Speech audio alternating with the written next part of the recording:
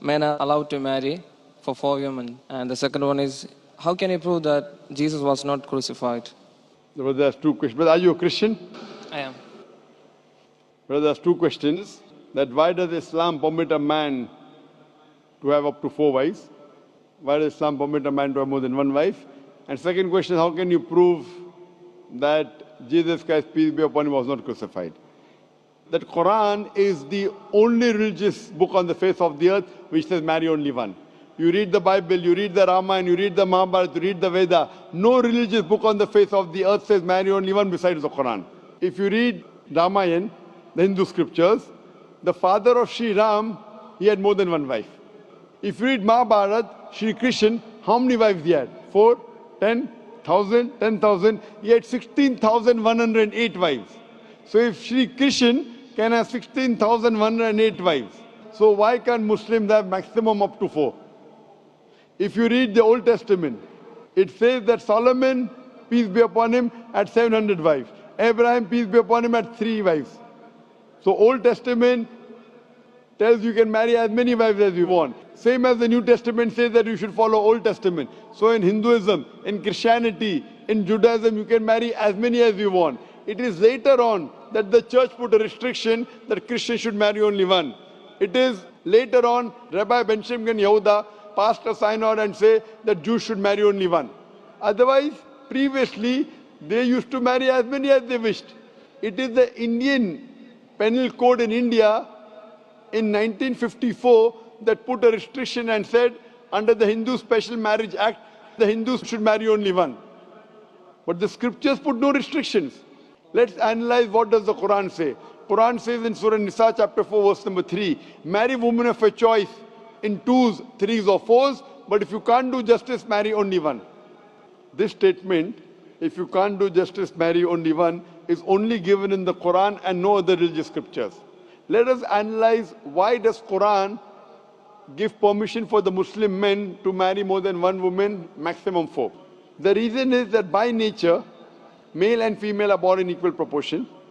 But if you ask any pediatrician, he will tell you, the doctor of the children, that the female child is stronger than the male child in fighting germs and diseases. So you have more deaths among the male children as compared to female children. So in pediatric age itself, the females are more than the males. As life goes on, there is death due to wars, due to alcoholism, due to drug addiction, due to accident.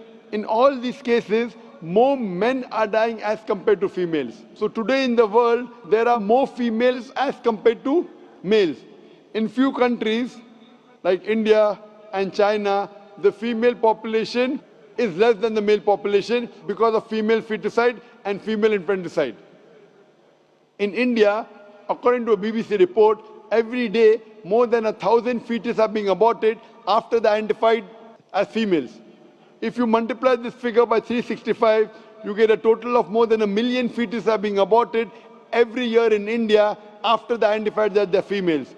According to the Tamil Nadu government hospital report, out of 10 females born alive, 4 are put to death. If you stop this evil practice of female feticide and female infanticide in India, even in India, the female population will become more than the male population. Even in China, if you stop this evil practice, the female population will become more than the male population. Today, if you analyze, in USA alone, there are 4.7 million females more than males. In UK alone, there are 1.2 million females more than males. In Germany alone, there are 1.6 million females more than males. In Russia alone, there are 10.6 million females more than males. And God alone knows that how many females are more than males throughout the world. If I agree with you that one man should only marry one woman, and suppose your sister happens to live in America, or suppose my sister happens to live in USA, and the market is saturated, every man has found a wife for himself, yet there will be 4.7 million females who will not find life partner. And if your sister happens to be one of them, or if my sister happens to be one of the 4.7 million females who have not found a life partner for themselves, the only option for them is that she either marries a man who already has a wife or becomes public property.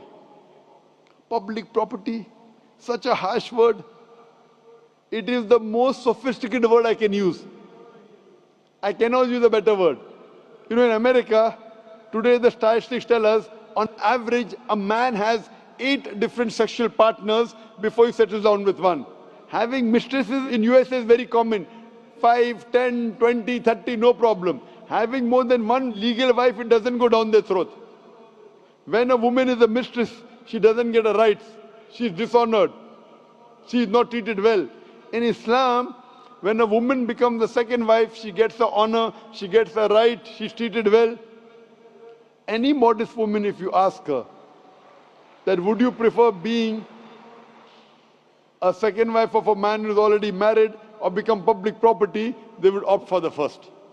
So Islam has given permission for some men to have more than one wife to protect the modesty of the woman.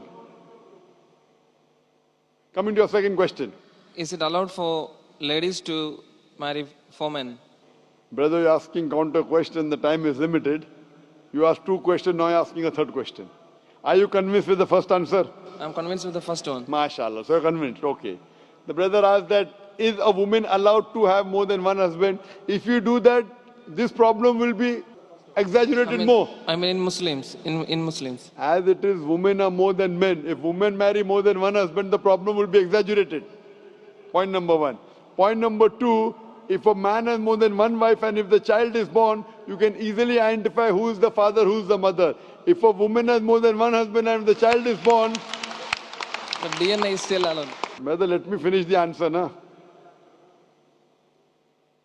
You asked the question, was I interfering? Was I interrupting? Yes or no? No. No. So why are you interrupting? After I finish, you can ask, na? I'm a medical doctor. Are you a medical doctor? No. I'm a medical doctor. I know about DNA testing. I'll come to it.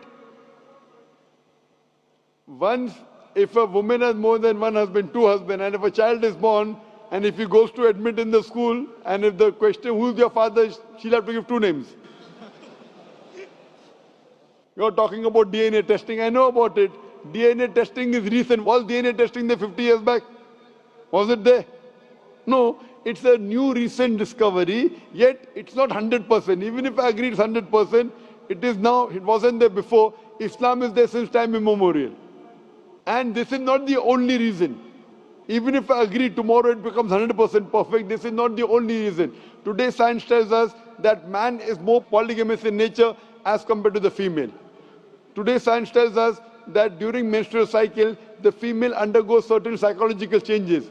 It's not possible for her to do the role of multiple wives. But a man doesn't undergo these changes, it's possible for him to do a role of multiple husbands. Today science tells us that if a man has multiple sexual partners and all are faithful, there is no problem. But if a female has multiple sexual partners and all are faithful, there are chances of sexually transmitted diseases to emerge. And that disease will go back to the male partner. So medically, it is not acceptable that a female has multiple partners, but medically and scientifically, it's acceptable that a male can have multiple partners.